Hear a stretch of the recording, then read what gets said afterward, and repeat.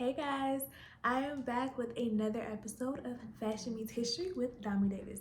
Now, I have been on a little bit of a hiatus for the last 3 months, but I am back and I plan to be back with weekly updates on historic figures in fashion and a little bit about it and all the good stuff, along with a video of me sewing something new for the week that you can also find on my website and purchase or make a custom order or design of your own.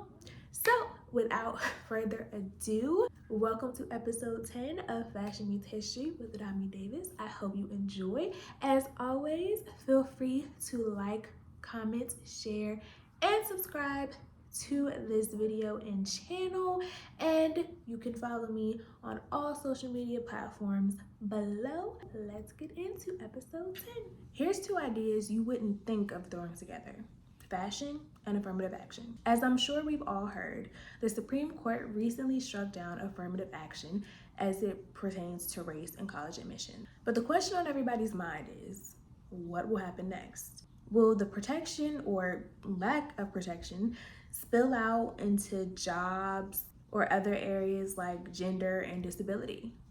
I'm not here to get into the nitty-gritty of what can or cannot happen, or may not happen, but I am here to talk about affirmative action and the effect it can potentially have on the fashion industry if rules like this recent Supreme Court decision continue to trickle down into other areas, and how affirmative action changed fashion years ago. Technically, affirmative action has been around since the 30s, and its creation was mainly used to unionize workers.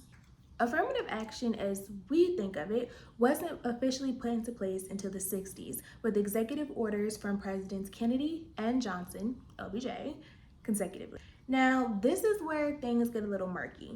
Affirmative action is separate from the Supreme Court ruling Brown versus Board of Education, and it's different for a lot of reasons.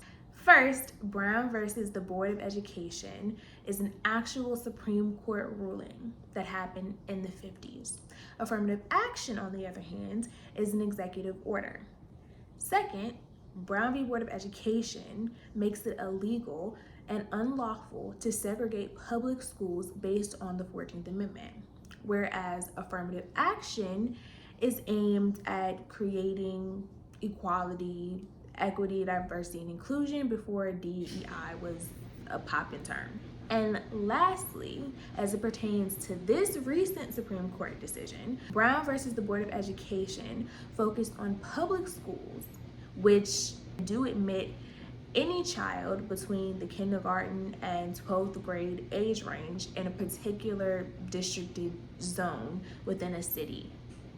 Whereas affirmative action deals with colleges and universities, which have the right to admit or deny a student based on a set of criteria and standards. Now, with that out of the way, next up in history, we have the Civil Rights Act of 1964. The Civil Rights Act really added another layer of cushion to affirmative action because the Civil Rights Act made it illegal to discriminate based on race, creed, religion, gender, later disability and age, and a few other categories. Now that we have a little bit more understanding about affirmative action and how it relates to the Civil Rights Act and Brown versus Board of Education, public schools, college and universities, all that stuff, let's talk about what actually is affirmative action.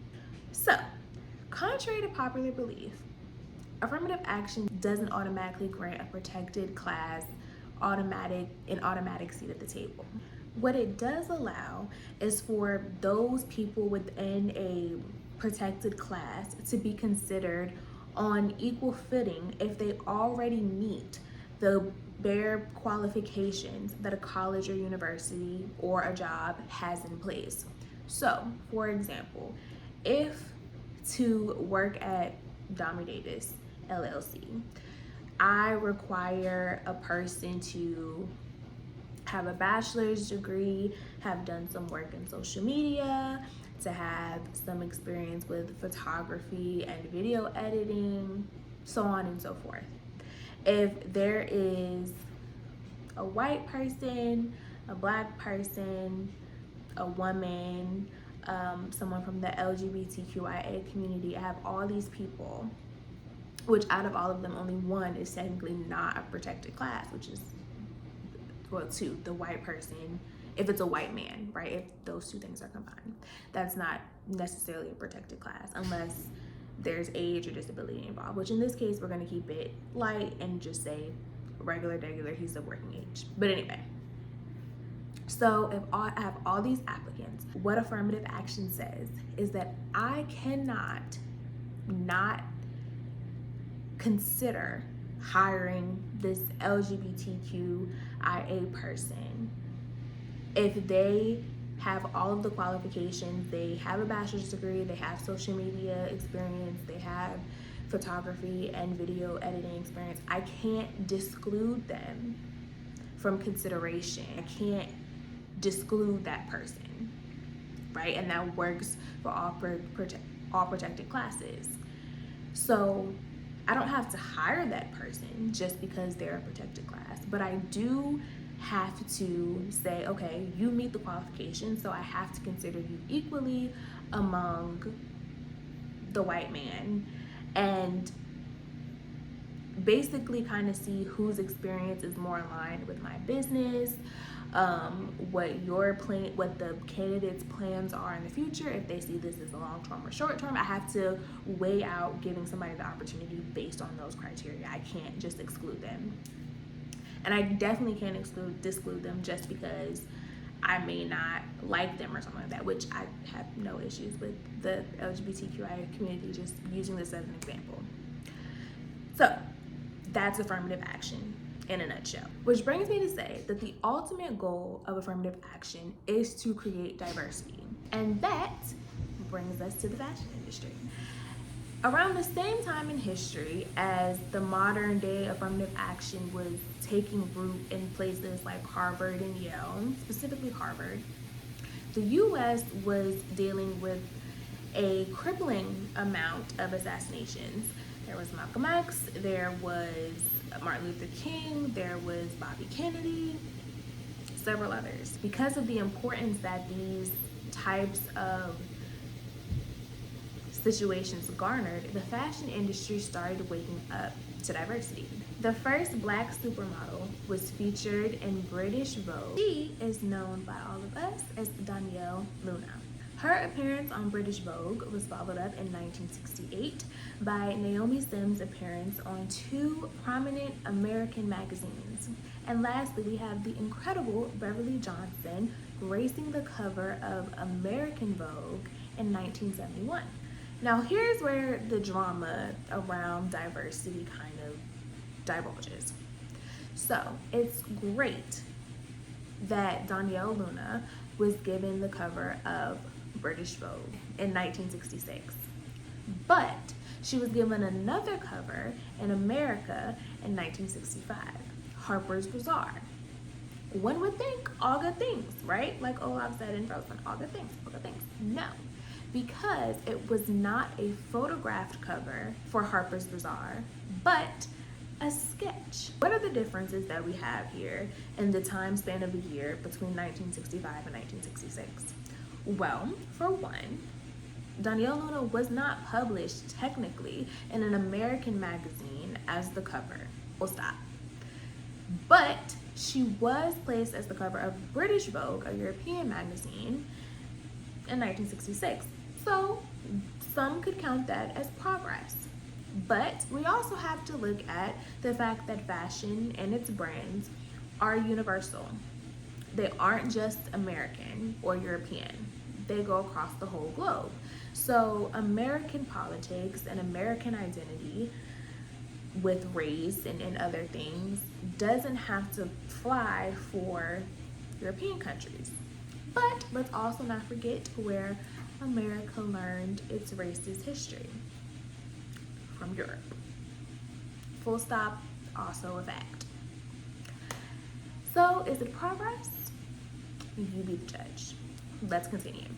It wasn't until 2 years later, in 1968, that Naomi Sims was finally able to grace the covers of two prominent American magazines.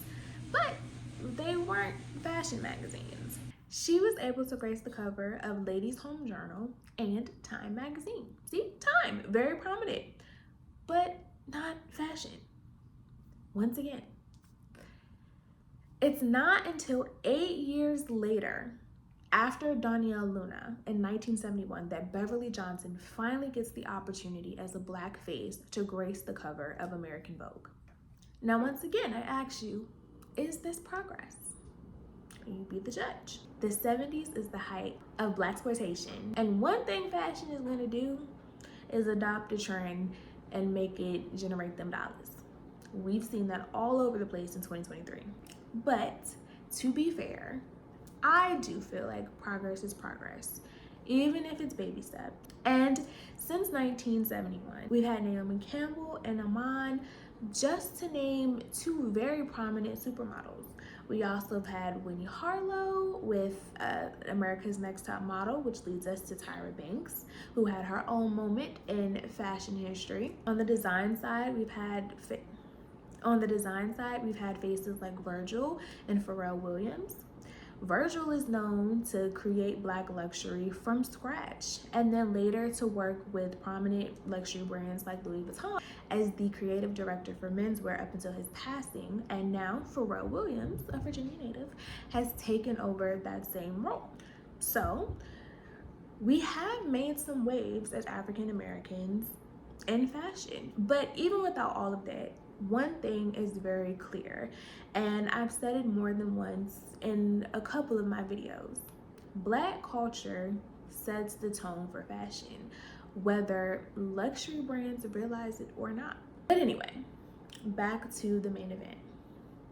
In 2019, by Vogue's own admission, they had an article in their magazine that labeled the 2010s as the era where diversity really took hold. Whether it was Black designers, LGBTQIA, trans, etc., that is the moment that Vogue labels as the time period where diversity really popped off. Now, once again, let's talk about what's going on in the 2010s. Barack Obama is president. So, is this why diversity is coming up in fashion? Could be. As I mentioned in one of my other videos, Michelle Obama made it a point to highlight not only American designers, which most first ladies do, but minority American designers, specifically African American designers. Regardless, it looks like the time's forced to change. Or, stay with me, could it be a better understanding of consumer behavior? We'll get back to that. So, since the 2010s, Black designers and creatives and models have been getting their due in the fashion world. If we want to talk about Black and luxury, let's look no further than Telfar and how they have become such an iconic staple not only in the Black community but across fashion. Whatever the reason, diversity has advanced in fashion, albeit slow. And the universal nature of fashion means that brands like Louis Vuitton and Chanel aren't subject to Supreme Court rulings in America because they're universal and European brands. And let's not forget, a Supreme Court ruling past college admissions as far as affirmative action doesn't even exist yet, but it could. So I say that to say that brands can continue to support diversity and inclusion in all aspects of their business operations. But I feel like the real question is it genuine? It's no secret that the Black dollar in America is spent the most. And it doesn't take a rocket scientist or business school for one to realize that you create for who is buying your product.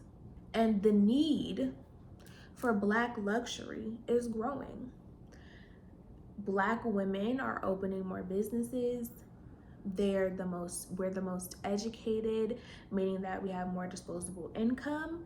And not just us, Black men are around too. I'm not trying to say that y'all aren't doing anything, but in general, the range of disposable income in a Black household, single or family, is widening. And with that, the onset of luxury. You know, we can go into the whole bourgeoisie, middle class terminology and all of that from the civil rights movement, but it's a true thing, right? It wouldn't really be feasible for luxury brands who, let's be realistic, suffered a lot in the 80s and 90s to leave this whole group of people out as consumers and not cater to them.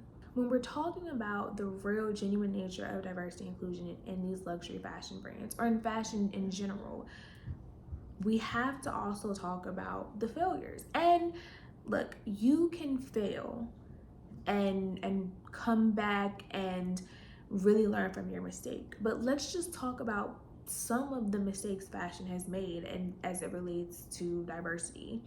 Okay, in 2019, we all remember Gucci and the blackface sweater. Yeah, somebody greenlit that and thought that that was a good idea, right? In 2013, a French fashion magazine had a white model pose in blackface for an African queen cover.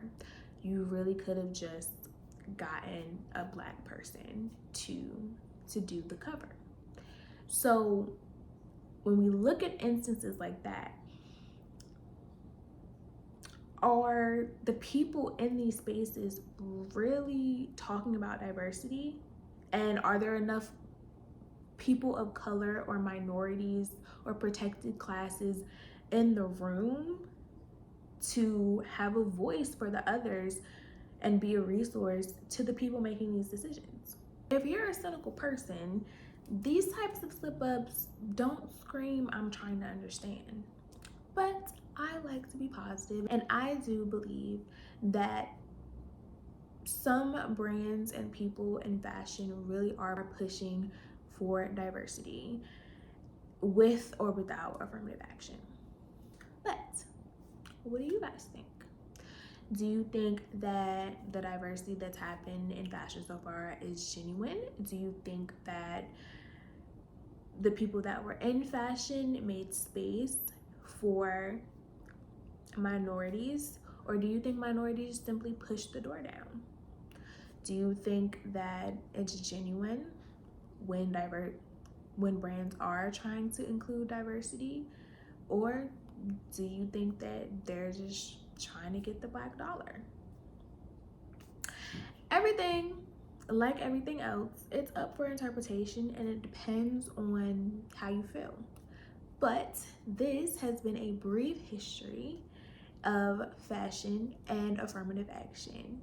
And I hope you guys enjoyed talking about the changes that have happened in fashion since the 60s up until 2023 as it pertains to African American faces and designers and creatives and models. Like everyone else, I hope and pray to see more of not only Black faces, but all Black and brown faces, LGBTQIA, trans, older people, disabled, the whole spectrum. Because at the end of the day, I'm a believer that representation matters, and there's so many different types of people and so many people on this earth, and everybody is a different person and unique. And representation and seeing yourself in something or somebody is very, very important.